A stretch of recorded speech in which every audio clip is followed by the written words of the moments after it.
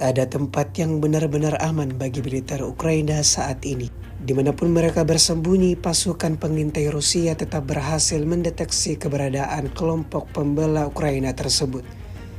Seperti yang terjadi baru-baru ini di salah satu wilayah tempur. Petugas MSP ke-57 Rusia memutuskan untuk menyerbu benteng angkatan bersenjata Ukraina. Rekamannya ramai beredar di media sosial Telegram pada Jumat 28 Juni 2024. Terlepas dari keunggulan jumlah musuh dan upaya untuk menembak balik, kerja militer Rusia tak terbantahkan. Hasilnya seperti yang terlihat dalam rekaman, hingga video ini beredar beragam respon dari warganet.